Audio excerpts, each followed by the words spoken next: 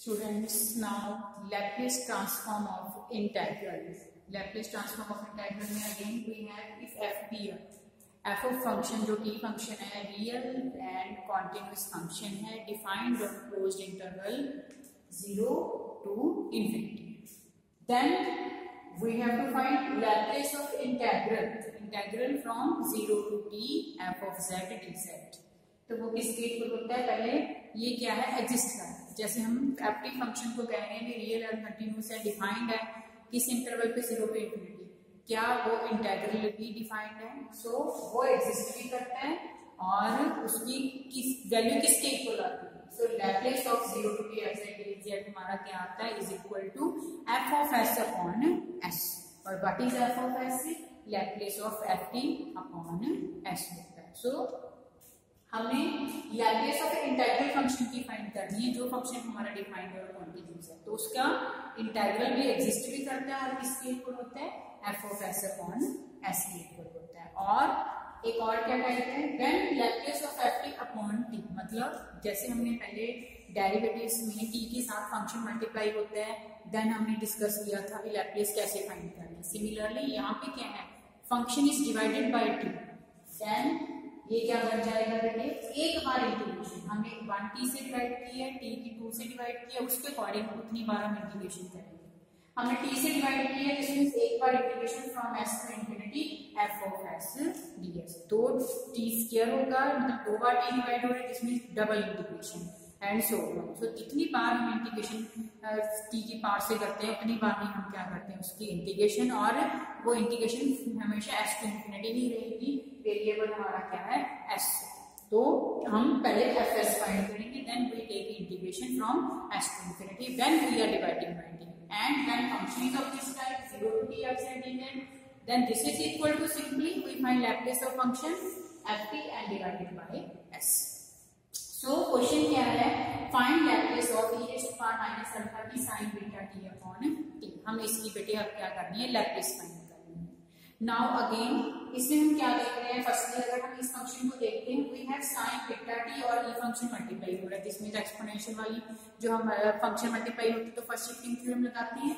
इसमें we simply solve for sin of beta t, then by first shifting theorem.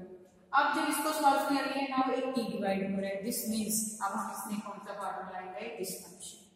तो उसके लिए हमें चाहिए क्या, f of s. so this means first step is to find f of s function, then according to t we divide by 1t और 2t, उसके according उतनी बार हम क्या कर देंगे, इंटीग्रेशन. सो कैसे फर्स्ट स्टेप क्या है, we will solve for Laplace of sin beta t. तो यू नो क्या आता है, साइन फंक्शन में ऊपर स्केलर आता है और हमारा स्केलर कितना है, beta. S square plus scalar का स्केयर मतलब beta square. So this is अवर क्या है बेटे, Laplace of sine beta. Next हमारे इसके साथ क्या मल्टीप्लाई हो रहा है, e raised to power minus alpha t. This means by first shifting theorem we change s to s minus alpha.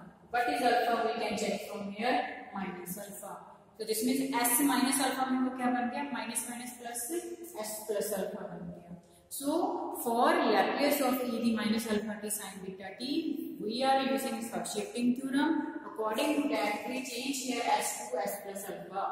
जो स्केयर है या बीटा आ रहा है, बीटा स्केयर, वो सारा कुछ ऐसे ही आएगा, सिर्फ फर्स्ट शिफ्टिंग थ्योरम के अकॉर्डिंग हमें s को s plus alpha करना है. Now this is our Laplace. So अब हमारा जो इसकी Laplace को हमें सॉल्व कर ली. नाउ नेक्स्ट स्टेप क्या है, t डिवाइड. तो अगर t डिवाइड होता है, v रिक्वायर्ड fs वो हमारे पास आ गया, पर एक t डिवाइड हुआ है, जिसमें हम इसको एक बार इंटीग्रेशन करेंगे. सो बेटे नेक्स्ट स्टेप इज टू, अगर हमने इसकी लैप्लेस फाइंड करनी है, जिसमें एक बार इंटीग्रेशन ऑफ दिस फंक्शन मतलब beta upon s plus alpha the whole square plus beta square. Now our variable is s, जिसमें बीटा कांस्टेंट है, इसको बाहर लिख सकते हैं, हम बाहर लिख लेंगे. दूसरा, इसकी लिमिट इंफिनिटी है, तो हम इंफिनिटी प्रॉपर इंटीग्रल क्या कहते हैं कि हम इसको पहले एक सम वेरिएबल में इसको इंट्रोड्यूस कर लेते हैं, बाद में हम इंफिनिटी अप्लाई करते हैं. Let u tends to infinity, जो हमने इसको नाम दे दिया, जिसकी लिमिट इंफिनिटी है, पर यहाँ पे इंफिनिटी की जगह पे हम क्या लिख देंगे, u. नाउ इसको अब हमने इंटीग्रेट कर लिया. सो बेटे बीटा बाहर आ गया, this is of the form, ये हमारे क्या पास क्या बन रहा है, dx upon x square plus a square. We know integration of this function is 1 upon a. a क्या होता है, constant. Tangent inverse x upon A, what is x जो आपका वेरिएबल है अपॉन ए, तो हमारा इसके अकॉर्डिंग x कितना है s plus alpha, so this become 1 upon beta tangent inverse x मतलब s plus alpha upon beta and limits of integration from s to u. Next step is to beta और beta हमारा cancel होते हैं दोनों, limit u tends to infinity. एक बार s की जगह पे हम बिकॉज s वेरिएबल था s की जगह पे u कर दिया, एक बार s की जगह s भी रह गया और लोअर लिमिट है तो नेगेटिव साइन आ गया. नेक्स्ट स्टेप क्या है बेटे, हमने इंटीग्रेशन कर दी हमने upper limit lower limit. Now next step is to apply u tends to infinity. अब हम यहाँ पे इंफिनिटी अप्लाई करेंगे. Tangent inverse infinity, we know tangent 90 क्या होता है हमारा इंफिनिटी होता है. सो टेंजेंट इनवर्स हमारा इंफिनिटी क्या बन गया बेटे, टेंजेंट इनवर्स इंफिनिटी आ जाएगा और वो किस पे होता है, किस एंगल पे होता है 90 पे. और this term as it is because इसको हम एज इट इज रखेंगे, हमारे पास कोई कांस्टेंट वैल्यू नहीं है s और अल्फा और beta. So this become tangent inverse infinity equal to 90. So this become 90 minus tangent inverse s plus alpha upon beta. तो बेटे हमारे पास एक रिजल्ट होता है 90 minus tangent inverse beta या 90 minus cot inverse. तो अगर tangent inverse है तो वो cot inverse आ जाएगा, 90 minus होना चाहिए. और अगर cot inverse होगा तो वहां पे क्या आ जाएगा tangent inverse, जो भी थीटा है. तो हमारा थीटा कितना है s plus alpha upon beta. So for 90 minus tangent inverse theta we have cot inverse s plus alpha upon beta. So this is the Laplace of this function. Next question is Laplace of cos 80 minus cos bt upon t. Again we can check from here.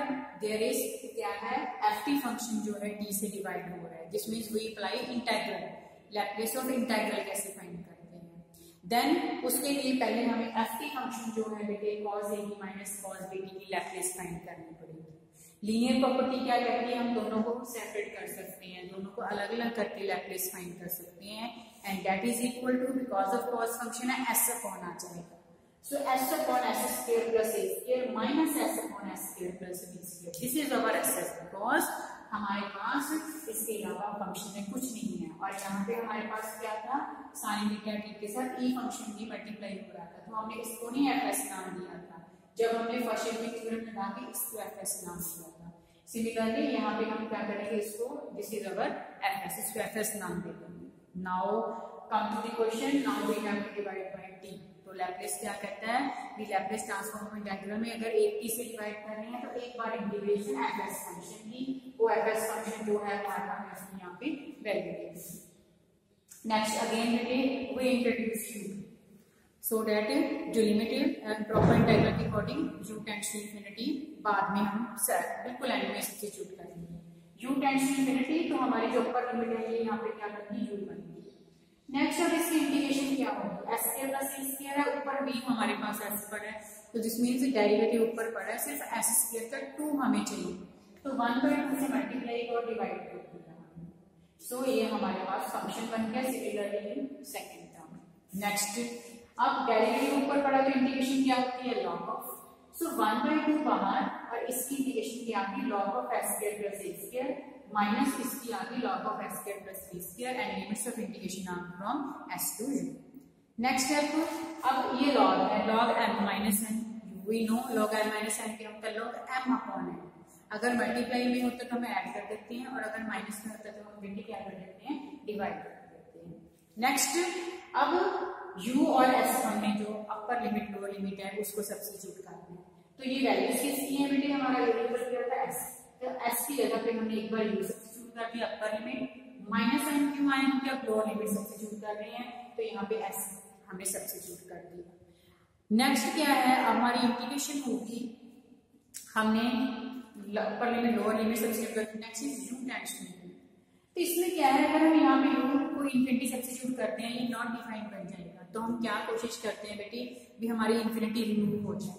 सो हम ऊपर भी function u square common ले लेते हैं यहाँ से भी. सो this become 1 upon a square plus u square 1 plus b square upon u square. और जो u स्क्वायर लॉ के अंदर ही हमने ऊपर नीचे कॉमन लिए वो हमारा कैंसिल हो जाएगा. So now function is of this type and second term as it is. Now we apply u tends to infinity. और जब हमने यहाँ पे u को इंफिनिटी लगाया बेटे this become a square by infinity और you can say 1 by infinity that is equal to 0. So we are left with the log of 1 plus 0, 1 plus 0, second term as it is. और log 1 क्या होता है? Again log 1 is equal to 0. तो इसकी value क्या आ गई 0 and जो इसकी माइनस हमारे आगे आ रहा है उसको भी log की क्या होता है? Log m की पावर n क्या होता है? Log of m की पावर n आगे आ जाता है log 1. तो सिमिलरली यहाँ पे भी नेगेटिव साइन हमारा पावर नेक्स्ट log 1 0 आ गया 1/2 as it is negative sign को भी पावर को भी हम सॉल्व कर रहे हैं. जो ये s square plus a square है और नीचे है s square plus b square हम उनको चेंज कर देते हैं. हमारा ऊपर फंक्शन आ जाएगा s square plus b square और नीचे कितना आ गया s square plus a square. So this is the Laplace transform of this function cos a t minus cos b t upon t.